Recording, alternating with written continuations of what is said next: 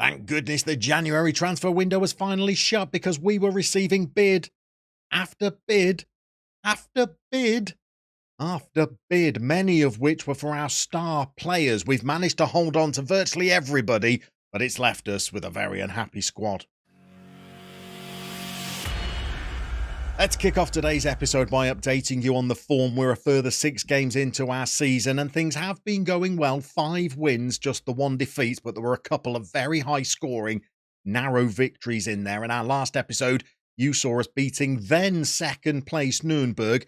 They're not second placed anymore. We'll update you on that in a moment. In our next game, we got a 2-0 win against Arminia Bielefeld. The rascal was the marksman for us once again.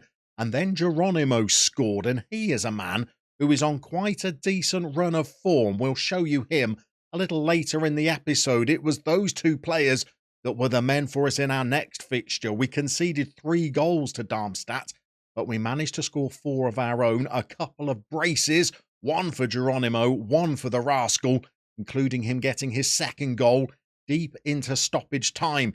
We then played St. Pauli and it was our second 4-3 victory in 2 games. Again, the rascal was scoring in injury time and we had 2 further late goals from Geronimo after Sergio Cordovar had scored for us in the first half.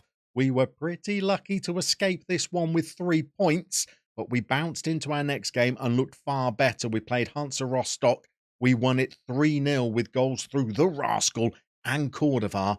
And a late Geronimo penalty again, making it 4 games in a row that Geronimo had scored. He's not scored in the last 2, but the rascal has continued his good run of form. We had our only blip, losing 4-2 to Karlsruhe. We did actually dominate the match stats in this game, but we just conceded too many soft goals. Cordovar scored for us early. Rainer Rascal scored for us at the start of the second half. But we chased the game pretty hard. We left ourselves a little bit open and Karlsruhe took advantage with 2 further goals of their own before our most recent victory against a team in the relegation zone in the form of Saarbrücken. Rascal scored for us again and Lucas Ribeiro was up for a set piece and nodded a goal home from just in front of the goalkeeper, which sets up a game today against Paderborn. Significant because Paderborn are now our closest challengers. They could be a little bit closer if they beat us today, but we have still got a healthy gap at the top of the table. So 21 out of 34 games played and we've got a 15-point lead at the top. That looks pretty convincing. If we were to lose to Paderborn today, that would still only cut it to 12 and we've got a superior goal difference as well. So it's almost as if we've got 4 free hits that we could lose and we would still get promoted out of this division. The slight trouble is that there's no greater gap to 3rd than there is to 2nd, and 3rd place only qualify for a playoff against the team that comes 3rd bottom in the Bundesliga. So we've got to keep winning some games, but we've looked pretty comfortable. In the games where we have lost this season, we've bounced back and we've won again, and if we could defeat Paderborn today and Hanover were to lose, well, we might even stretch our gap at the top of the table, which would be pleasing, and we could start thinking about being declared champions, and then we could start thinking about whether winning Bundesliga 2 might give us the reputation boost that we're looking for to start applying to some top jobs during the summer. We really need to get up to a 3.5-star reputation to apply for 4-star club job vacancies. Whether winning Bundesliga 2 is a big enough accomplishment to go up a 0.5-star reputation, time will hopefully tell if we win it, but I would really like to start applying for some big jobs in the next couple of seasons. Jobs in Serie A or Liga or La Liga or maybe even the Premier League. But I don't think we're going to be quite there yet this summer, even if we do get an extra 0.5-star of reputation.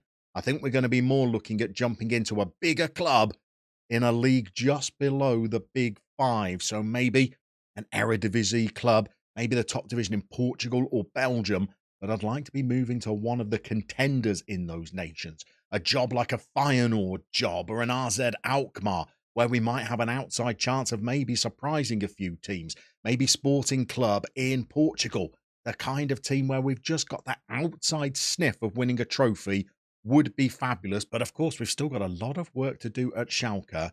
And after the January window, we've got some very unhappy campers.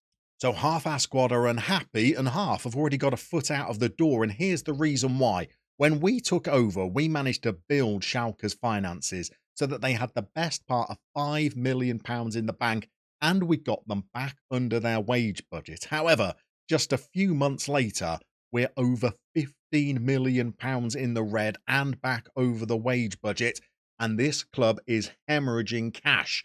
This meant that we were unable to offer contracts to a lot of the players who've been involved in the first team squad this season, and their contracts are up at the end of the campaign. And so they've decided to vote with their feet, and they have left by the end of the season. One of our goals for our time with Schalke was to try and set them up so that if we get them promoted to the Bundesliga, they would be in good shape to stay there. I'm not sure that's going to be the case. Let's take you through our squad. Zingale is unhappy with his teammate Hugo Sikwe, who's been trying to engineer a move away from the club. He's formally asked for a transfer. He was very unhappy that we turned down moves to Porto and Chelsea, as I guess you would be if you were playing in the German second tier. Tiao and Kubica are both happy with our treatment of Sikwe.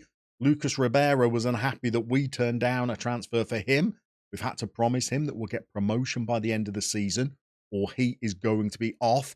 Rafael Brito, who started most of our games this season, he's already made the decision to move to Hanover because we couldn't offer him a new contract. Amin Adli is another player we've had to promise promotion to.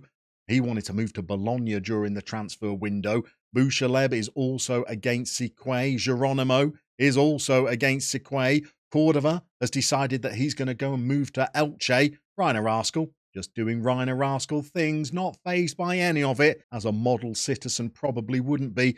But even down on the bench, we've got players like Frank Chajou, who's decided that they're going to leave the club at the end of the season on a free transfer. Rabbi Matondo has already engineered his move to his next club. He's off to Mexico for the next chapter of his career. So we've got lots going on with an awful lot of our players, which doesn't leave us looking particularly harmonious. It's a bit of a fractured camp. Hugo Sikwe is by far our best player, certainly our best option at right back, and a huge supplier of goals for us. He's got an average rating of 7.77. I guess we've managed to keep hold of him, which is the mercy, but it has left the squad looking a little bit tempestuous. However, we've got to get our attention back to matters on the pitch because we've got a tough game against second place Paderborn. Let's show you what we're up against in the scout report. Today we travel to a Paderborn side who've made a slow start but are now back in a promotion race to rejoin a league they left 2 seasons ago. Head coach Marcus Weinzierl has taken them to second place in the league, but they'll know a win today is vital if they want to top the table as Paderborn host Schalke 04. So I think even with defeat today, we are heavy favourites to go on and win the Bundesliga 2 title, but I would like to make sure that we keep our good run of form going. We have all seen in the past, I'm sure, complete capitulations during our football manager careers.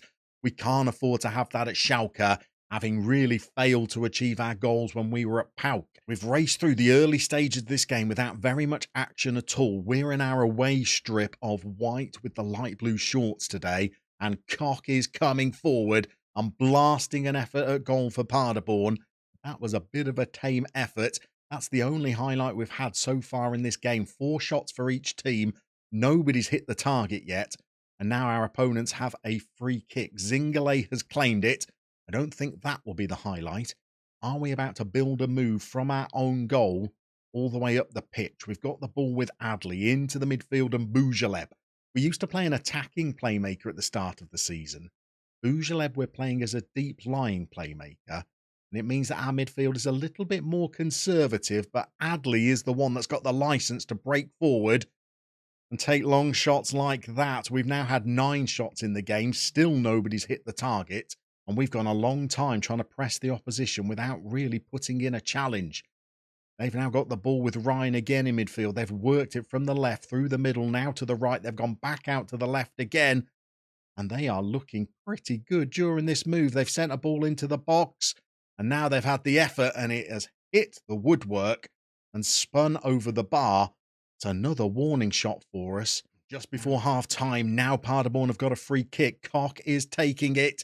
And I think they've hit the bar once again. And is it Brian Steen? Is it Mark Steen? I I think they must have a multiple Steen outlet out there because that player is on the ball an awful lot. And he has bundled it over the line and it counts. I think they must have been checking for an offside. Did that hit the bar or did Zingale get on the end of it? Either way, you would hope that Lucas Ribeiro would clear that ball, but he hasn't. Steen has forced it over the line and we are going to go into the interval 1-0 down unless we can do something just before half-time. We're now into injury time. Rascal's got the ball. It's been very quiet today. Cordova to Rascal. Now we've got Kubica. Can he get delivery into the box? He's gone back to Bujaleb instead. He has been dispossessed. He's won it back himself. He's all a little bit laboured. Now we've got a bit of space. Kubica sends it across. Sequay now on the ball. Can he get some good delivery in? He does. Rascal clips the bar. He has a follow-up effort. It clatters off a defender and goes behind for a corner. That didn't look that incisive, that move, though, did it? It looked a little bit forced. Maybe we might need to think about the formation we're playing into the second half to try and unsettle the opposition a little bit. So a few times this season when we've struggled to break down the opposition, I've made little tweaks during the game just to try and give the opposition something different to think about. I think I might do that today by pulling the two wide central strikers out into wider positions. Geronimo is an absolute natural playing there. Rainer Rascal can do it as well, but he's not quite as comfortable out there on the wings. But maybe if we just go with a little bit more impetus down the flanks, it might just get us back into the game at the start of the second half. We've given the players a pretty tough team talk. We've let them know that what they produced in the first half really wasn't good enough. Let's see if we can be a little bit more effective with our attacking play in this second half. We've thrown out a shout of demand more and it has stung the boys into action as Cordova gets the ball out to Geronimo, now playing as a winger. I think that's the best effort we've had during this game. He at least had a clear sight of goal. Their keeper has tipped it over the bar. We're good from set pieces. Not on this occasion as the ball is headed away. Sequay tries to feed it back out to Adley, the corner taker, but it is to no avail. We're reaching 65 minutes. I think it's time for some new players on the pitch. So we made a change in central midfield and we made a change to our central striker, but we've raced all the way to 81 minutes and we've not had a single other highlight. So I think it's time for a bit of a Hail Mary. We're going to take Brito off as the holding midfielder and instead we're going to go 4-2-4 and see if we can batter down the door of the opposition and just grab an equaliser. Otherwise, our lead is going to be cut. 85 minutes on the clock. We've got a highlight. It's not for us, though, unfortunately. Paderborn are coming forward again. They've got acres of space down the flanks, and they've got Koch in the box. And he scored a second goal for them, Luca Koch. And he's wrapped the game up for Paderborn. This will mean that we are now only 12 points clear at the top of the table. Are we nervous? Are we looking over our shoulders? 2 more defeats and 2 more wins for Paderborn, and I think we would. 15-point leads are not easily lost at the top of the table. I'm one of the few people that has managed to do it. And maybe we're not quite as comfortable up there as we thought. It looks like Hanover might be winning their game as well.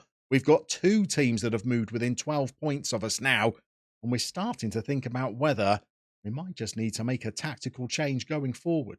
2 defeats in the last 3 fixtures makes things slightly more perilous than they were looking at the start of the episode. Whilst we go and try and fix our latest worries, why don't you go back and check out an entire series that was nothing but struggles?